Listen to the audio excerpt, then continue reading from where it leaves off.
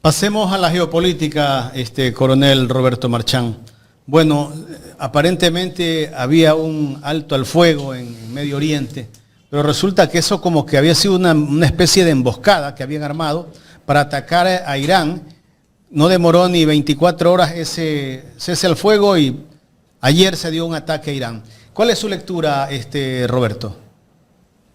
Mire, Jaime, todo lo que está ocurriendo se constituye dentro de esta transformación geopolítica global que estamos viviendo, pasando de un mundo unipolar a un mundo multipolar que todavía no termina de emerger.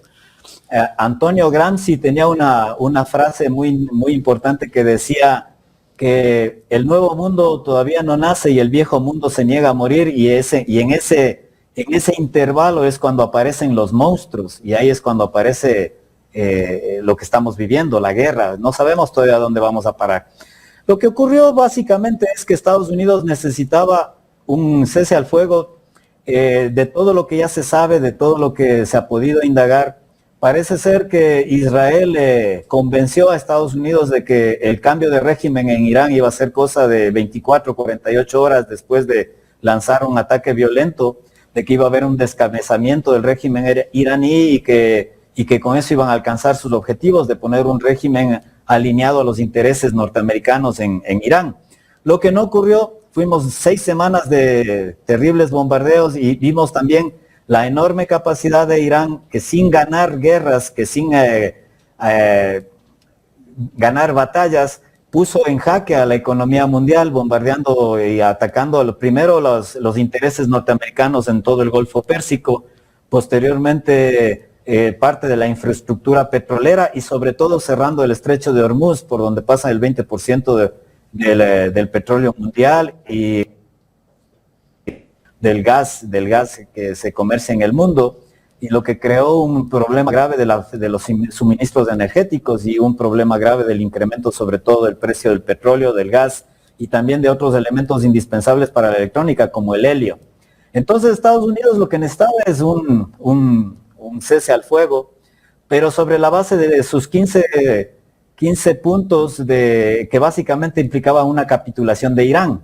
Irán, en contraparte, puso 10 puntos que implicaban el reconocimiento de que Irán básicamente ha ganado esta guerra.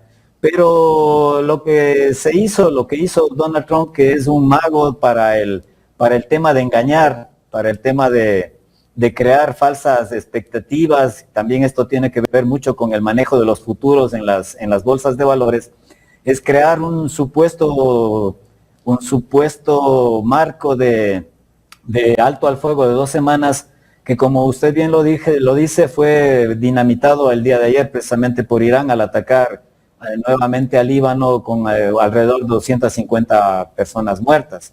Es decir, estamos lastimosamente, seguimos en el problema de Oriente Medio. El tema de un alto al fuego todavía es de alguna manera posible, pero es una negociación muy complicada, sobre todo porque no hay confianza de parte y parte, sobre todo de parte de Irán hacia Estados Unidos. Recuerde usted que en junio del año pasado y en febrero de este año, cuando atacaron Israel y Estados Unidos a Irán, en junio pasado, en la guerra de los 12 días, que se conoce así, y ahora en febrero, estaban en un proceso de negociaciones, es decir, se han utilizado por parte de Estados Unidos e Israel las negociaciones como una herramienta de engaño para hacer que se baje la guardia y atacarle de esa manera a Irán. Entonces, es muy difícil de que Irán en estas circunstancias tenga ahora una confianza para poder alcanzar un acuerdo, al menos a corto plazo.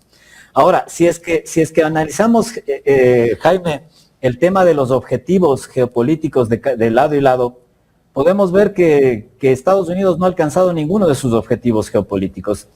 No ha habido un cambio de régimen en Irán, sigue siendo un régimen manejado básicamente por el Estado Islámico, por la corriente islámica chiita.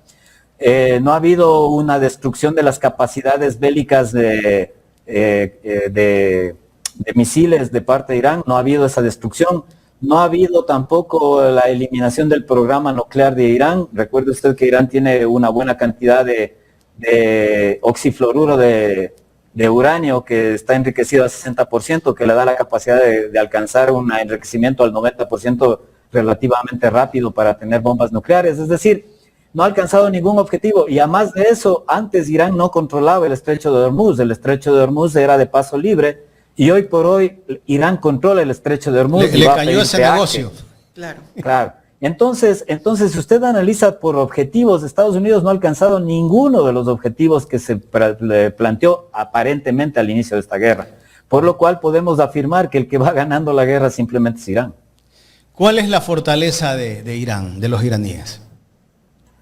Mire, como habíamos conversado la otra vez, Jaime, primero, Irán es una sociedad milenaria, no es un país construido hace 10, 15, 20, 30 años, como sí son muchas de las monarquías del Golfo, me refiero a Arabia Saudita, mismo a Qatar, a Emiratos Árabes, a Omán, etcétera, que fueron construidos como estados después del retiro británico, después de la Segunda Guerra Mundial.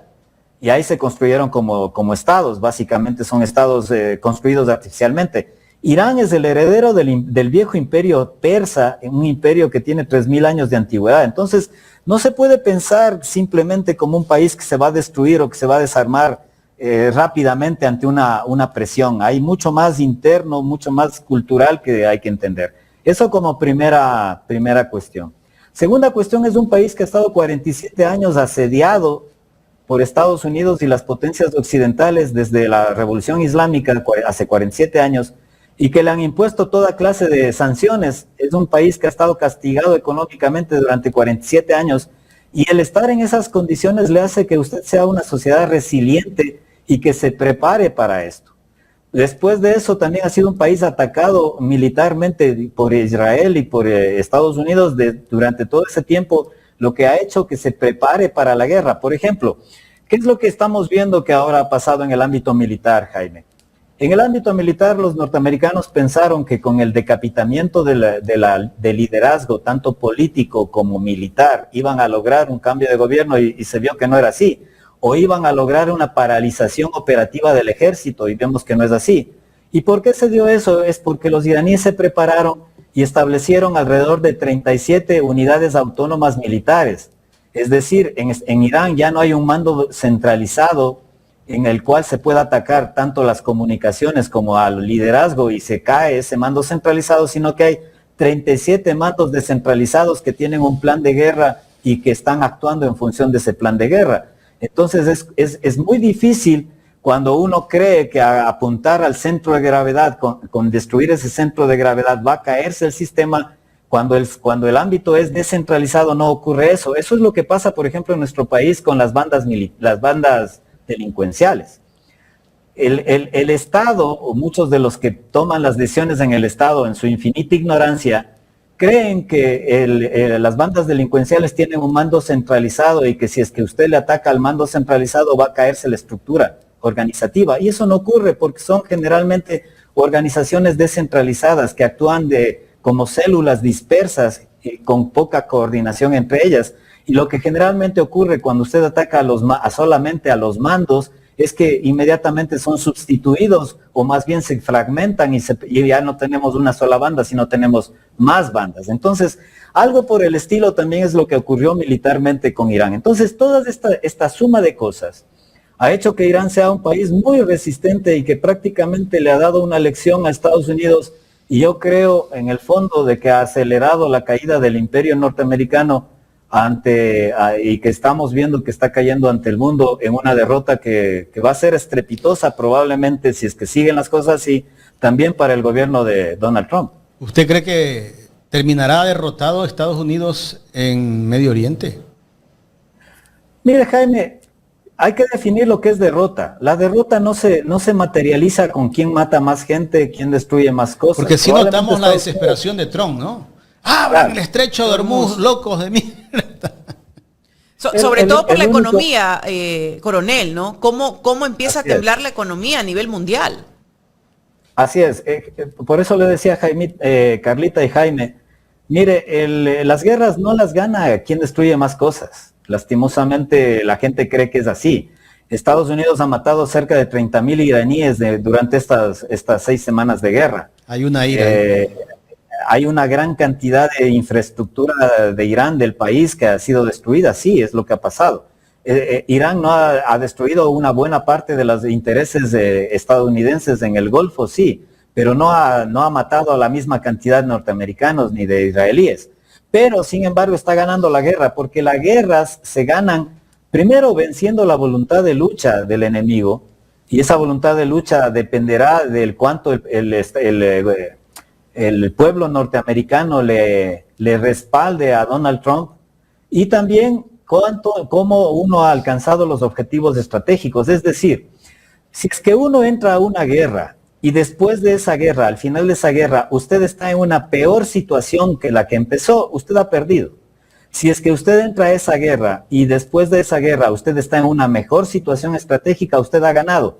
Entonces, Irán, antes de la guerra no tenía ningún control sobre el estrecho de Hormuz, para poner un ejemplo. Ahora va a tener control absoluto del estrecho de Hormuz. Va a cobrar peaje a cada barco que circule por el estrecho de Hormuz de $2 millones, lo que aproximadamente le va a dar $100 millones al año de ingresos. Entonces, ¿quién está en una mejor posición después de la guerra en la que supuestamente, según Estados Unidos, ha perdido? ¿Y quién, en cambio, está perdiendo las circunstancias? El gobierno de Estados Unidos, sobre todo Donald Trump, que se enfrenta a unas elecciones de medio término en noviembre y que vamos a ver cuál va a ser el resultado. Entonces, como le digo, desde esta perspectiva, desde mi punto de vista y el punto de vista de muchos analistas internacionales, Irán está claramente ganando esta partida contra Estados Unidos. China y Rusia, ¿cuál es el papel que se desempeñan en este momento en medio de esta guerra? Que van a jugar ahora, ¿no? Que juegan. Han estado jugando y juegan. Es muy probable, se habla mucho de que el papel de China para que Irán acepte este supuesto momento de alto al fuego por 2 semanas fue importante, es decir, porque China también tiene una dependencia del petróleo que sale del estrecho de Hormuz, del Golfo Pérsico, y que va a China, Pakistán, la India. Son países que se han visto muy afectados por la falta de petróleo. Entonces, China aparentemente ha sido un actor que le ha presionado de alguna manera a Irán para la aceptación de este alto al fuego. Sin embargo, China es el país que se está beneficiando por varias razones. Primero, porque su mayor retador o mayor contendor es de Estados Unidos. Y si Estados Unidos se debilita, evidentemente el que sale favorecido de esto es China. Recuerde usted que la amenaza que tiene permanente China es el cierre de sus capacidades logísticas, sobre todo en el mar de China meridional. Si usted coge el mapa de China, usted va a ver que China tiene una salida al mar muy limitada y que está rodeada de intereses norteamericanos y de aliados norteamericanos, empezando por Japón, Filipinas, Taiwán, que prácticamente le hacen un cerco a las capacidades marítimas de China en el mar de China meridional. Y Estados Unidos en esta guerra ha tenido que sacar muchos recursos, sobre todo recursos militares de esa zona. Sacó de Corea, sacado de Japón, y ha tenido que trasladarlos allá. Es decir, ha debilitado su posición en esta zona. Entonces todo esto le beneficia a China. Ahora, el hecho de que Estados Unidos salga desprestigiado de esta guerra, ¿por qué va a salir desprestigiado? Porque mucho de la construcción de Estados Unidos como gran potencia mundial se debe en varias cosas que ha hecho a través del tiempo. En los años 70, Estados Unidos habló con los países del Golfo Pérsico y les dijo básicamente esto: que hagan todos sus negocios del petróleo en dólares, es decir, que todo el negocio petrolero se maneje en dólar, de ahí nació el petrodólar, y que Estados Unidos les garantizaba su seguridad, y por eso estableció tantas bases en todos los países de Oriente Medio. Ahora, con la destrucción de todas esas bases y Estados Unidos probablemente con una retirada de ahí y sin la capacidad de defender a los países de Oriente Medio, ha perdido esa posibilidad de ser el garante de la seguridad de esos países. Entonces los países se van a ver obligados de alguna manera a pensar que ya no deben negociar solo en petrodólares, sino probablemente a negociar, por ejemplo, el petróleo en yuanes. Si es que se llega a dar eso de que se empieza a negociar el petróleo en yuanes, que ya se está dando, o en otras monedas nacionales, o se cree otra moneda como la moneda del BRICS, por ejemplo, y se empieza a manejar el comercio mundial del petróleo, eso será un gran golpe a la economía de Estados Unidos. porque Estados Unidos basa su economía y basa su poder económico y poder hegemónico en el poder del dólar.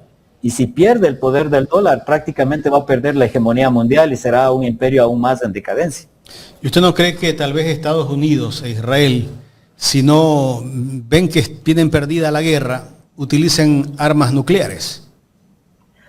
Mire, Jaime, ese es lastimosamente el riesgo que está sobre las cabezas, no solo de quienes viven en la zona de Oriente Medio, sino de todos nosotros. Sabemos que Estados Unidos es la segunda potencia nuclear del mundo. Israel tiene armas nucleares, aunque nunca ha admitido ese hecho, pero se sabe que tiene entre 80 a 400 armas nucleares, y el uso de esas armas puede darse en cualquier momento, pero si es que eso ocurre, lastimosamente el mundo se verá ante la expectativa de que pueda desencadenarse una conflagración nuclear mundial. Porque hay algo que se conoce en geopolítica como la escalada. Cuando un país va escalando poco a poco, llega un momento también en que se llega a un punto en el que ya no hay vuelta atrás, que al análisis de cada uno de los países del tomar la decisión de desescalar es más riesgoso y es más difícil que tomar la decisión de ir a una escalada final, que puede ser el uso de armas nucleares. Ojalá eso no se dé, pero lastimosamente el mundo sigue con esa espada de Damocles sobre nuestras cabezas, Jaime, y puede darse en cualquier momento. De hecho, se hablaba y se ha hablado mucho en los últimos tiempos de que la amenaza de Donald Trump, que dicho sea de paso, es una declaración de la intención de hacer un genocidio, que es la de exterminar a la civilización iraní, como lo dijo, y eso debería ser en algún momento juzgado en cortes penales, en una especie de Nuremberg de estos años y declarados criminales de guerra a él, a Netanyahu. Pero esa retórica a mucha gente le dio a entender de que hay la intención del uso de armas nucleares. Y como le digo, Jaime, el uso de armas nucleares, todos sabemos probablemente quién lanza la primera bomba, pero no sabremos quién lanzará la última y en qué condiciones quedará el mundo después de eso. Y cuando usted tocaba el tema de, obviamente, la pérdida de valor del dólar, ¿cómo nos afectaría eso, coronel? A los países que se manejan, ¿no? Con la moneda del dólar. Mire, Carlita, en el pasado el dólar o las monedas tenían un respaldo físico en oro. Después de la Segunda Guerra Mundial, Estados Unidos le convenció al mundo occidental de que se maneje el comercio internacional en el dólar y les garantizó el respaldo en oro. Eso se mantuvo hasta los años 70. En el año 73, el gobierno de Richard Nixon eliminó lo que se conoce como el patrón oro. Es decir, desde ese momento en adelante, el dinero que nosotros tenemos no tiene absolutamente ningún valor físico real, más allá del papel en el que está hecho. O sea, papel un dólar impreso. No tiene ningún valor, es un papel. Lo que tiene, el valor que lo tiene es por la confianza que tiene ese papel. Entonces, Estados Unidos, por eso es tan importante mantener la confianza que en su dólar, y por eso es que se maneja, es una moneda de reserva. Si Estados Unidos pierde la confianza en esta moneda fiduciaria, que a partir de la caída del patrón oro se conoce como moneda fiat, moneda fiduciaria, el dólar se depreciará y nadie querrá comercializar en dólares y entraremos en una situación grave de crisis de hiperinflación probablemente, y los países obviamente dolarizados que no tenemos ningún control sobre la moneda estaríamos perdidos, estaríamos obligados necesariamente a salir de ese patrón y crear nuestro propio patrón de dinero de alguna manera, es decir, sería una salida traumática del dólar. A nosotros nos va a afectar terriblemente una situación por el estilo. Es por eso, y ante esto que se va a dar, tarde o temprano se va a dar, que el dólar va a dejar de ser el patrón de referencia mundial del comercio internacional y sobre todo el comercio del petróleo, el Estado ecuatoriano debería tener ya planes para salir de esta situación. Deberíamos tener eso, pero ¿cree usted que nuestros queridos y geniales líderes políticos, económicos han pensado en eso? Yo dudo mucho que hayan pensado en eso. También lo dudamos. Pero sin duda alguna la repercusión que nos puede traer está ahí latente, ¿no? Porque algunos piensan, no, nosotros no nos vamos a ver perjudicados, pero al ser un país dolarizado, justamente en el aspecto económico nos podemos ver somos perjudicados de forma directa. Si ya vemos en los precios de los combustibles cómo han subido, nos está afectando a todos, los derivados. Así es, Jaime. El precio, de hecho, bajó y nuevamente ha vuelto a subir. Recuerda usted que en el precio del petróleo hay un precio que es el que se comercia en ese momento. El precio del petróleo hasta el día de anteayer estaba del petróleo en el momento, estaba alrededor de $140 el barril. El precio de los futuros llegó hasta 110, de ahí cayó menos de 100, pero otra vez está nuevamente volviendo a subir por el problema precisamente de que la guerra no ha terminado. Entonces estas circunstancias también y nosotros al tener ahora ya abierto el mercado del petróleo, abierto el mercado de los combustibles, obviamente nos va a afectar. Pero el problema del dólar es un problema inclusive mucho mayor que eso, porque simplemente en algún momento podemos quedarnos con unos billetes que no tienen absoluto. Se cayó la señal. Para hacer una buena... y decía que el problema del dólar es un problema todavía mayor porque el valor real de esos billetes no es más que aquel que nos sirva para hacer una buena fogata. Recuerdo la época del Sucre, ¿no? Cuando pasamos a dólares. Mucha gente nos quedamos con billetes, pues. Con algo muchos así billetes. Puede volver a pasar. Algo así puede volver a pasar a un corto o mediano plazo, inclusive. Sería catastrófico. Imagínese.